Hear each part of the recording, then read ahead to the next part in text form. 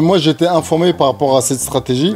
Je connais. Je dis souvent, si ça part en bagarre, et c'est sincère, hein, je le dis, c'est une coïncidence. Oui, c'est vrai, exactement. Oui. Et ouais, je faisais même des sparring la veille du combat. J'ai travaillé beaucoup de façons, de styles pour travailler le low kick. Il y a le low kick pour vraiment arracher, le kick pour piquer, le kick pour prévenir, le low kick juste pour dire t'inquiète pas. Non, sérieusement. Je suis là. Donc c'est l'un de mes secrets. J'en ai encore deux autres. Restez bien jusqu'à la fin de la vidéo. Restez, vous allez voir.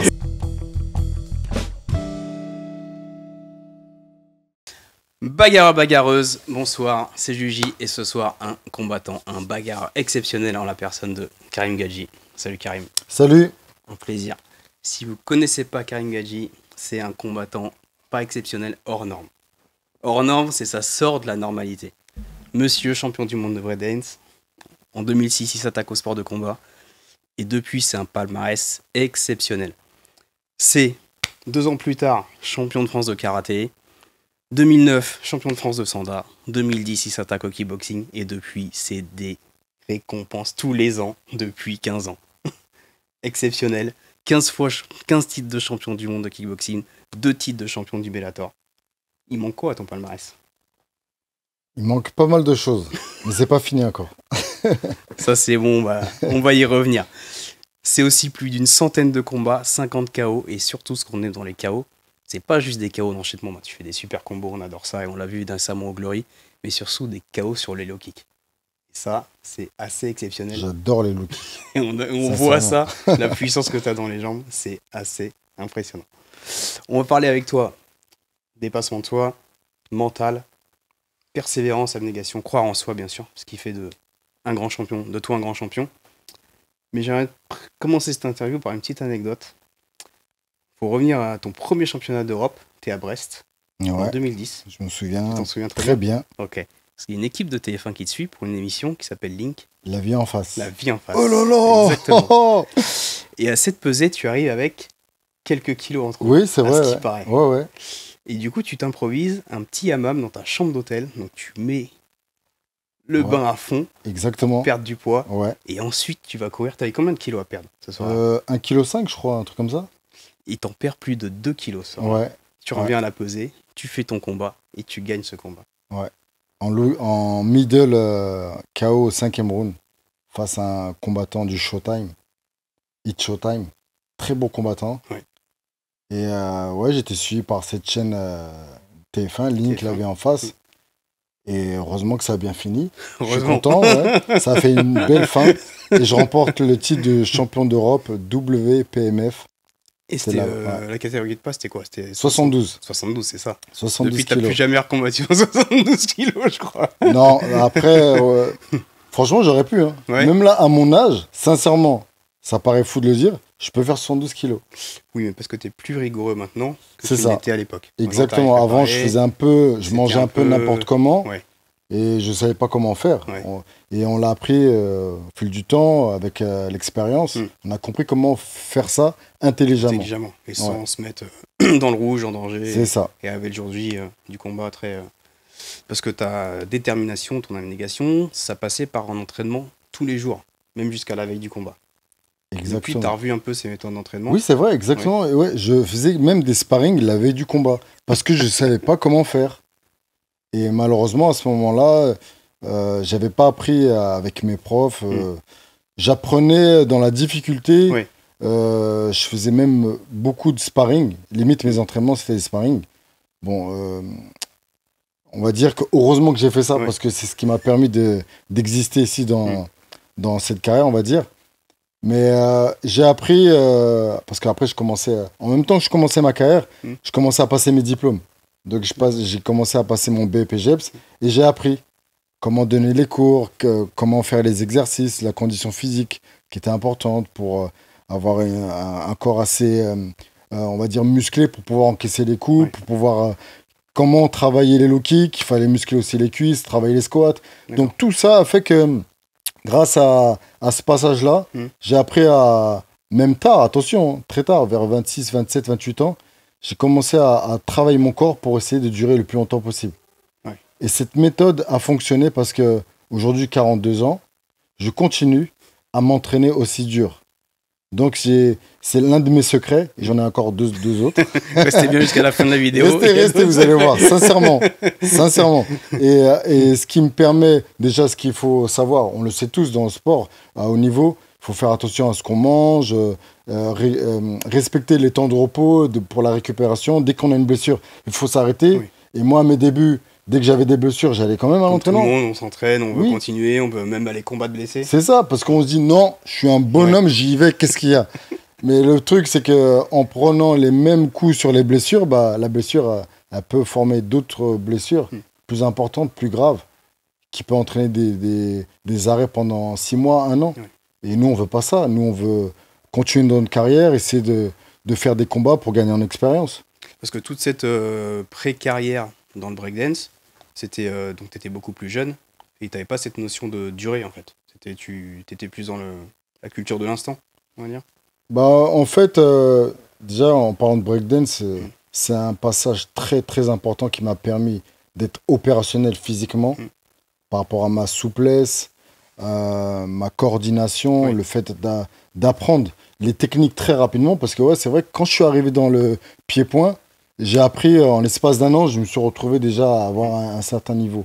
Parce que je me suis dit, bon, c'est comme ça, si je fais des sparring, je m'entraîne un peu en muscu et je continue le break, parce que c'est vrai qu'en parallèle, je continue le break pendant des années. Et le fait d'accumuler tous ces entraînements, cette méthode, j'étais très, très opérationnel en combat. Dès que j'allais en combat, j'étais très explosif. Sincèrement. Et on me disait, comment tu travailles explosif? Explosif en faisant des Thomas, des saltos, des 19.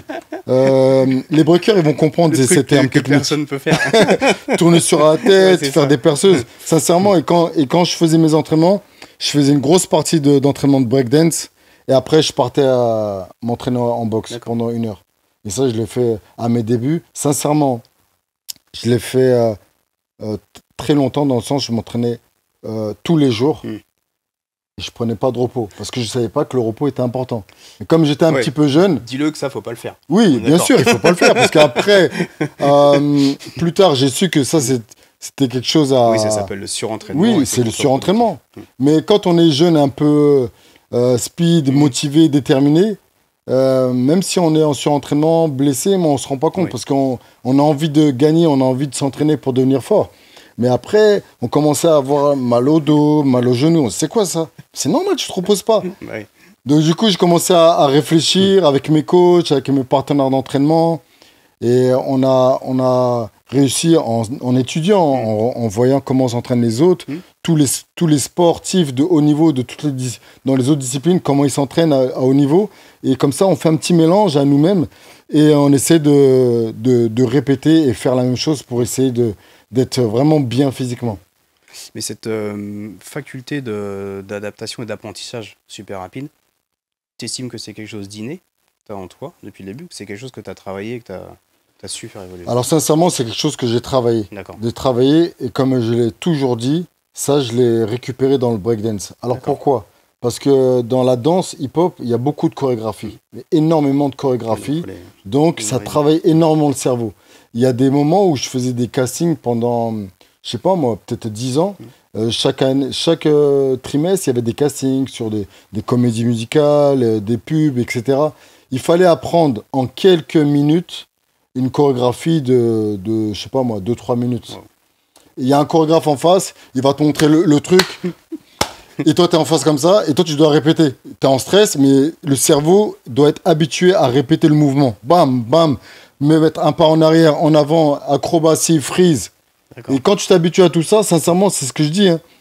Quand je suis parti en boxe, on m'a montré les directs, on m'a montré les crochets, on m'a montré la garde.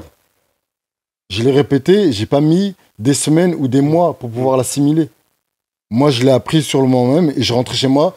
Quand je dormais comme ça, j'imaginais. À chaque fois, je suis dans mon lit comme ça et j'imagine et je m'entraîne. Mais ça, il y a des gens qui vont me dire, il est fou quand même, il a pété un plomb. Mais sincèrement, quand je suis dans mon lit, le soir, j'imagine à chaque fois tous les entraînements que j'ai fait, je répète tout ce que j'ai fait dans ma tête comme ça, comme un fou. Et après, j'arrive pas à dormir.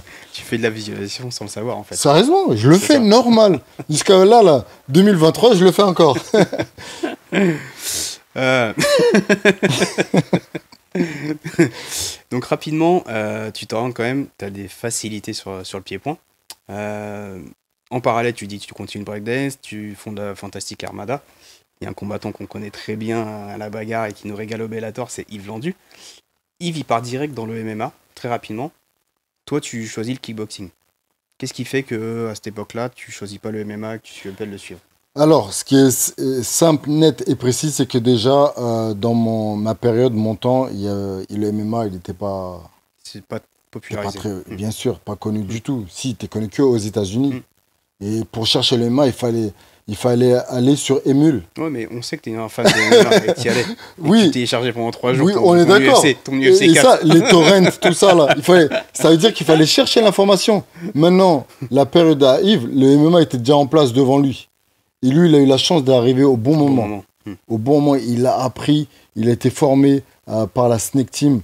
Vraiment, toutes les bases, il est né dans le MMA. Ouais, parce que les bases, tu les avais aussi, parce qu'il a fait du sanda comme toi. Tu vois, Oui, oui. Vous avez vraiment les bases communes. Après moi, dans le temps, j'ai eu la chance de rentrer en contrat avec le Glory. Ouais. Après, j'avais un contrat avec le Bellator.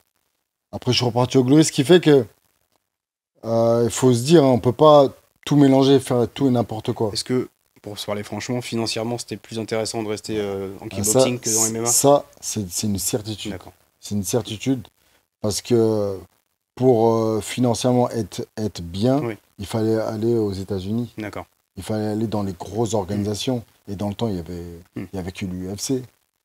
Avec l'UFC et peut-être le KSW Ouais. dans le temps, parce que ça date aussi le KSW. Ouais, oui. Et maintenant, on a la chance d'avoir beaucoup d'organisations. Là, maintenant, ça. Ah ouais, il y a beaucoup d'organisations. C'est vraiment beaucoup de chance d'en avoir, même en France, en Europe et à l'étranger. Mais c'est vrai que moi, j'avais choisi le pied-point parce que je me sentais. Et une petite parenthèse, il faut savoir que quand je breakais, je sors du karaté. Donc le karaté, ça ressemble un peu au kickboxing.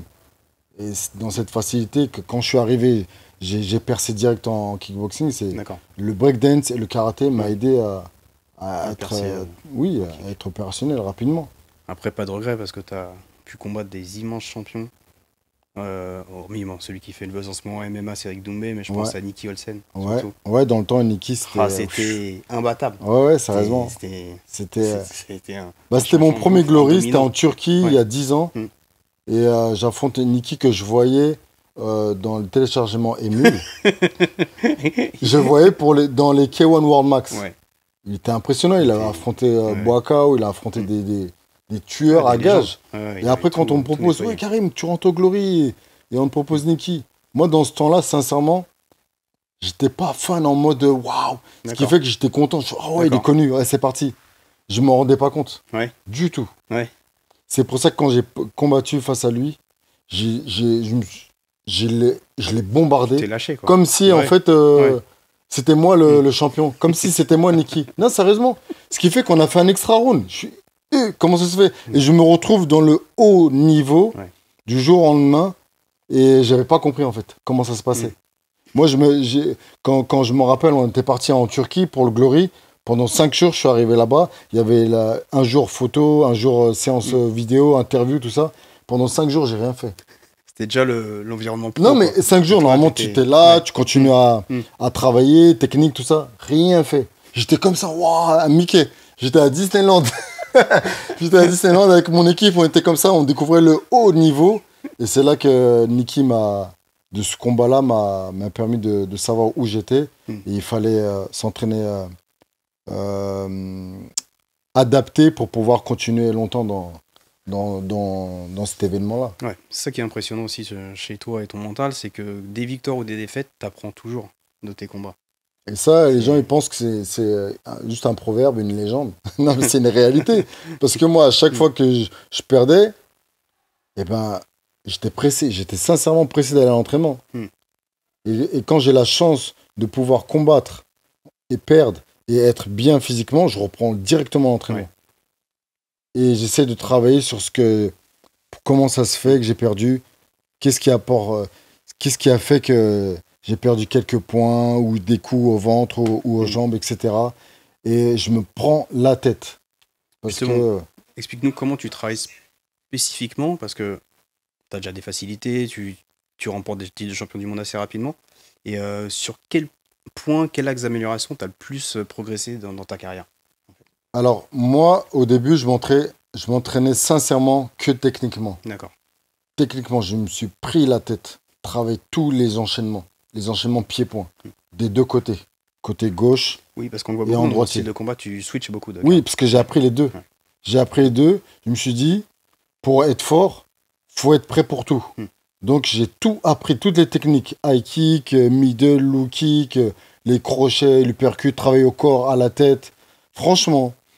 Et après, j'ai compris que, au fil du temps, j'ai compris qu'il y a un truc qui est certifié sincèrement, c'est la condition physique qui permet de pouvoir être à l'aise et s'exprimer techniquement. Mm. Ce qui fait que maintenant, je m'entraîne, 70% de mes entraînements, c'est la condition physique. D'accord. Depuis 7 ans, je crois. Mm. 7 ans, je fais que ça. Travailler les cuisses, travailler les squats, c'est pour ceux qui travaillent les squats. L'exercice de base par excellence. Ouais, mais c'est très difficile. C'est prise de tête, t'as envie de pleurer. Moi, j'ai travaillé les squats déjà à la base parce que j'ai un ligament qui a sauté. D'accord. Donc le médecin m'a dit soit on t'opère, soit tu fais le nécessaire. Mais s'il m'opère, c'était fini la boxe. Je suis quoi? C'est plus dur. J'ai encore des trucs à faire là, donc je vais continuer. Hop là, squat, brrr, j'ai bombardé les squats. Et ce qui fait que c'est en low kick, c'est pour ça que j'aime bien arracher les jambes. Mais même si j'ai mal, hein, sincèrement, à la fin du combat, je suis comme ça. Je pense qu'on a tous. Mais par contre, sur le moment même, Ouais. je suis tellement déterminé, Ouais. j'ai une facilité à arracher les jambes. Et c'est pour ça qu'il y a beaucoup de combats où Ouais, malheureusement, puis pour les vite, cuisses. fort, Ouais. ils C'est ça. reviennent vite. Exactement, C'est- j'ai travaillé beaucoup de façons, Ouais. de styles pour travailler le low kick. Il y a le low kick pour Ouais, vraiment que arracher, t'appuies, le kick pour qui- piquer, le kick pour prévenir, le low kick juste pour dire t'inquiète pas. Non, Pour dire, sérieusement, je suis là. oui, il y a des low kicks qui va t'informer, qui va donner une info au cerveau, qui va C'est te le dire petit low kick intérieur qui te le dit, prochain, il va faire mal. Alors calme-toi. Sérieusement. Et moi, j'ai vraiment. Après, carrément, on est des chercheurs à arriver à un moment. On n'est plus des experts en kickboxing. On recherche les meilleures techniques, les meilleures façons d'aborder une technique.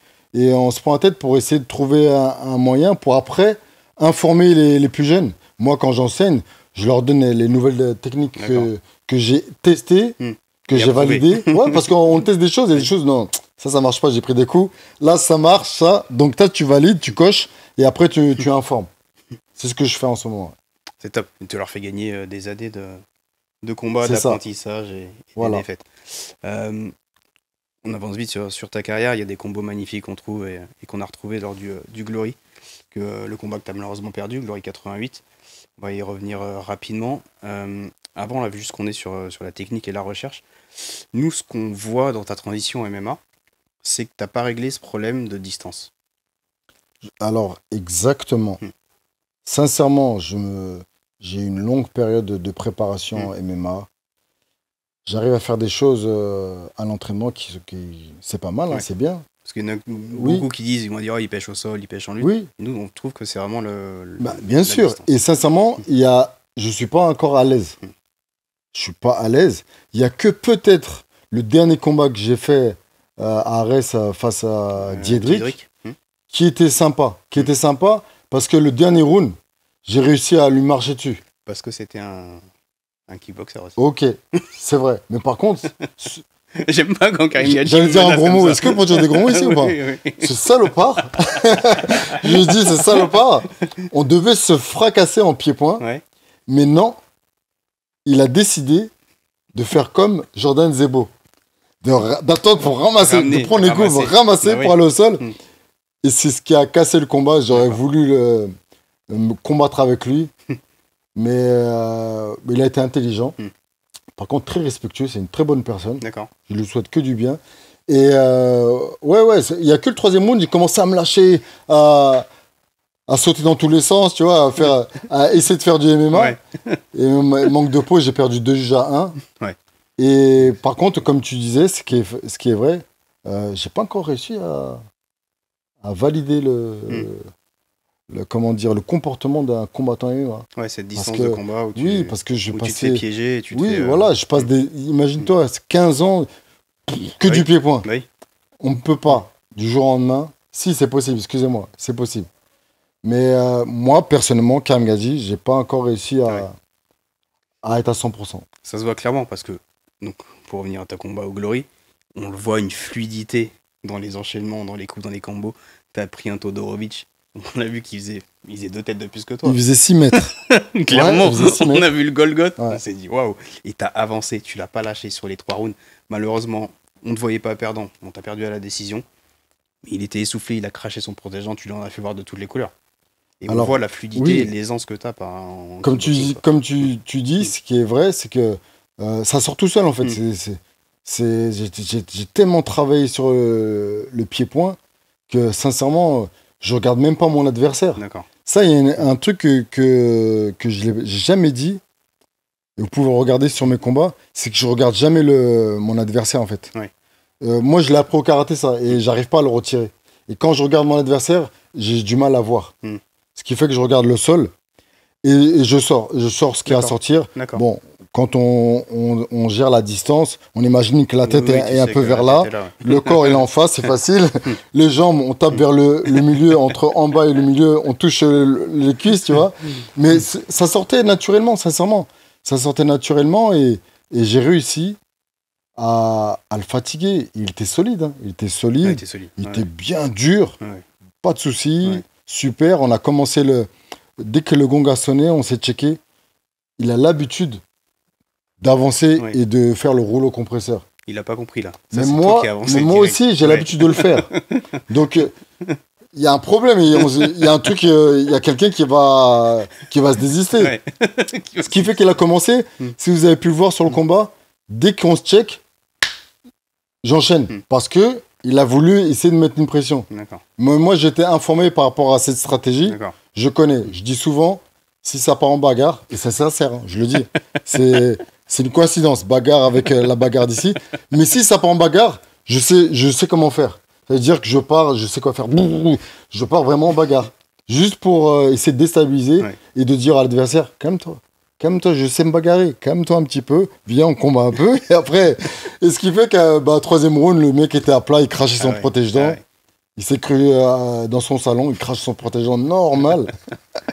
Et après, bon, j'ai kiffé le combat, sincèrement, c'était dur. Hein. Ouais, nous aussi. C'était dur et c'était un bon combat et très respectueux aussi. Hein. Oui. Je le dis. Hein. Et j'aime bien quand c'est les mecs qui sont comme ça, ils sont forts et respectueux, à rien à dire. Et je remercie même son coin, hein. On a parlé ensemble, D'accord. on a bien discuté à la fin. Et ouais, c'était un combat serré. Je pense mériter mieux que cette décision, mais c'est la boxe et c'est un résultat qui arrive pour tout le monde. Donc je suis obligé d'accepter. Ouais, t'acceptes et, et puis ouais, et voilà. ça marche. Non, ouais, très très beau combat. Avant de parler de ça, Karim Gadji, c'était pas forcément tout le temps autant de rigueur. Est-ce que c'est vrai, Idriss? Est-ce que ça te dit quelque chose? Alors ça me Hein, parle beaucoup. Ça te parle beaucoup, Je ça. sais pas c'est quoi, mais ça me Raconte-nous, parle. Raconte-nous. Non, il faut dire que moi, quand j'ai commencé ma carrière, le coca, c'était une drogue. Sincèrement, je pouvais le boire, le manger, même me laver avec un. Non, sincèrement, je le buvais. Même autour de moi, on me disait, mais Karim, t'es un ouf. Je buvais des 2-3 litres par jour. Wow.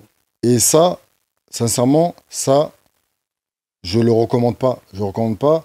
Et après, moi, j'ai commencé à me renseigner, suivi par une nutritionniste qui m'a informé. Elle m'a dit, Karim, tu bois quoi? Quand je lui ai donné l'info, elle a rigolé, elle a dit, tu mens, c'est pas possible. Tu as fait ces résultats avec ça, c'est impossible. Et après, j'ai compris, hein, quand je me suis renseigné, je regarde des vidéos TikTok, tout ça.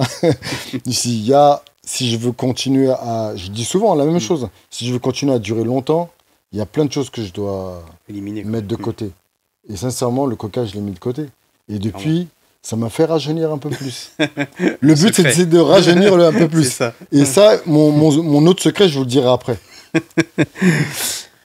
Valeur, donc croire en soi, abnégation, force de travail. mais aussi dans la transmission. Beaucoup avec les jeunes. Tu as créé la Fantastique Armada, je pense, pour ça. Au départ, pas pour ça, mais tu l'as Si, transformé. c'est ça. Si, c'est Pour partager. Parce que à la base, nous, on avait créé Fantastic Armada, on était des danseurs, des breakers, on dansait dans toute la France, dans le monde entier. On faisait des battles, des shows, etc. Et quand on s'entraînait, on avait une salle, on se réunissait tous les soirs dans un même lieu.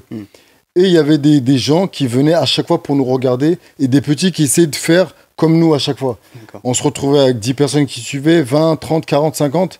Et après, carrément, on refusait, on fermait les portes. Et après, on s'est dit, non, il faut qu'on fasse quelque chose parce que y en a qui veulent faire comme nous.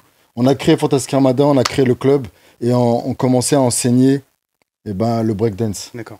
Jusqu'au moment où moi-même, je continue le breakdance, mais je me suis mis dans les sports de combat.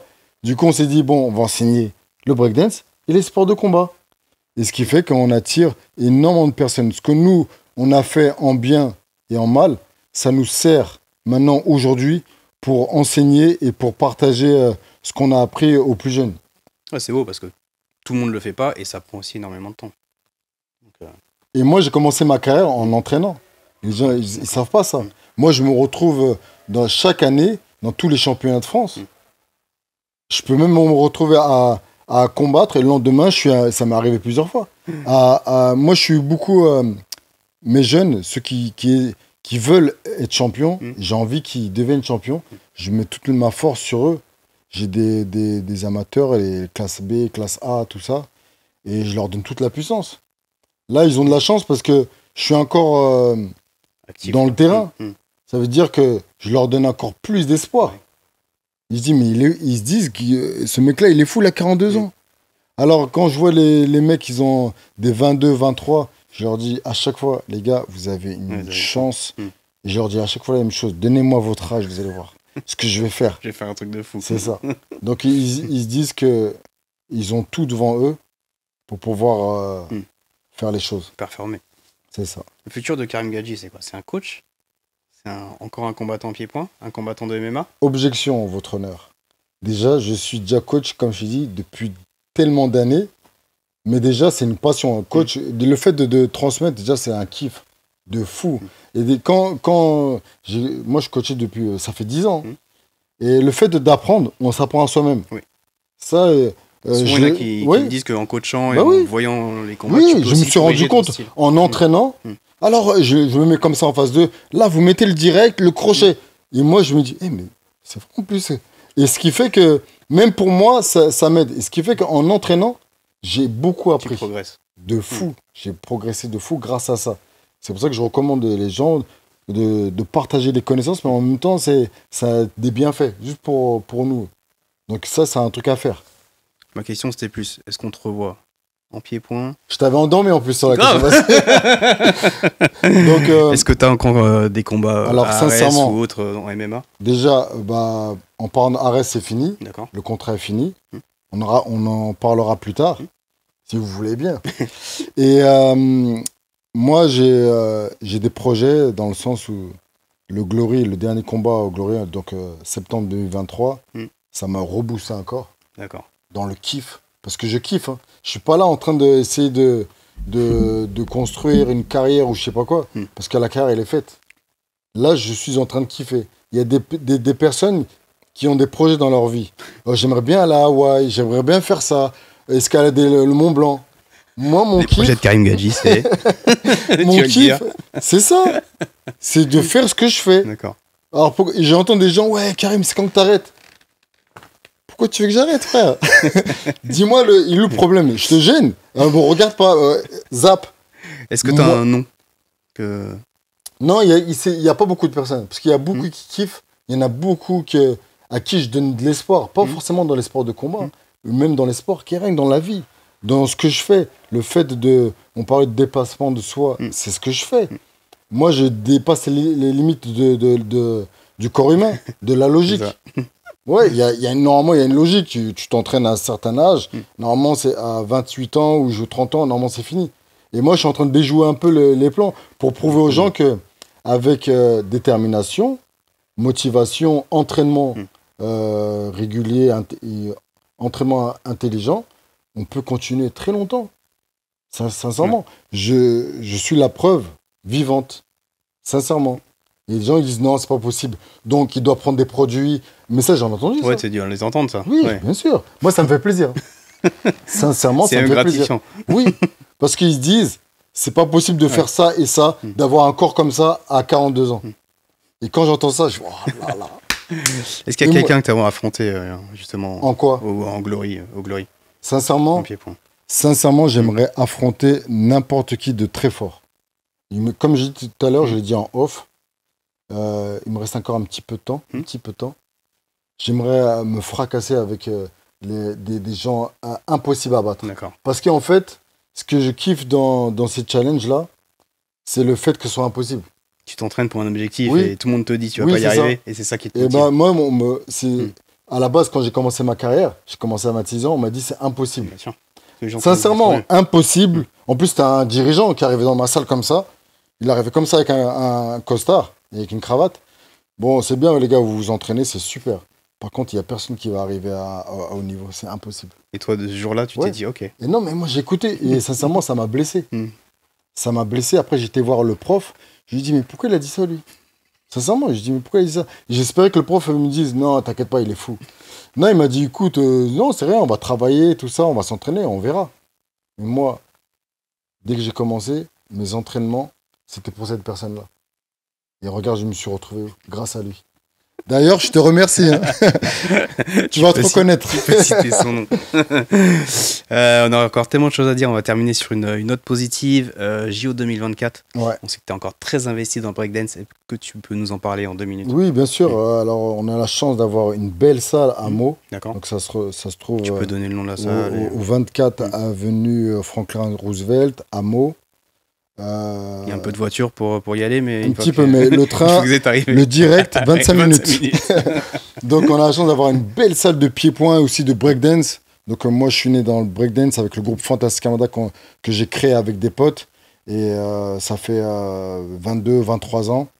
Et cette salle-là a été adaptée pour accueillir toutes les équipes du monde donc, qui vont participer au JO en breakdance. Donc, quand on va sur le site du ministère, on retrouve notre adresse, Fantastic Armada. Et toutes les personnes qui vont participer, ils pourront s'entraîner à la fois en breakdance et même, comme il y a des sacs de frappe à côté, ils pourront aussi s'essayer en boxe. Donc, Top. voilà. Merci Karim. Eh ben, écoute, avec grand plaisir. Tu Merci reviens. pour cette invitation. Quand tu veux. Eh ben, on va se revoir, ça c'est sûr. Si, un dernier petit truc, je sais pas quand l'interview va sortir, mais tu fais quelque chose d'exceptionnel en soutien au Maroc. Ouais. Tu fais une journée Oui. de partage avec C'est des ça. boxeurs. Bilal Jiktou, Aziz Alab, Khalil El Adri, Ouais, Cyril Benzaken. Cyril Benzaken et toi-même. Voilà. C'est- Peut-être qu'il y avait un autre nom, j'ai oublié. Au cas où. Karim Gadji peut-être. Voilà. Ouais, moi aussi. Et ouais, c'est vraiment. Ça nous tient à cœur à tout le monde. C'est la planète qui soutient cet événement et le fait d'essayer de donner un peu pour pouvoir secourir ceux qui sont dans le besoin. Et ça va se passer à la salle Villa M. J'ai oublié la date, je crois le 8 C'est octobre. le 8 octobre. Ouais, 8 octobre. Donc on va essayer de se donner à fond et essayer de partager un maximum avec la chance d'avoir toute cette équipe-là et pour pouvoir récolter un maximum pour aider. Voilà. Top. Merci Merci. beaucoup Karim. À très bientôt à la bagarre. Merci beaucoup. Quand tu veux. Suivez-nous marche. et suivez le Karim Gadji. Il y a encore des choses, des combats de pieds-points et des combos Boum. et des KO, des low kicks. À bientôt à la bagarre. Merci.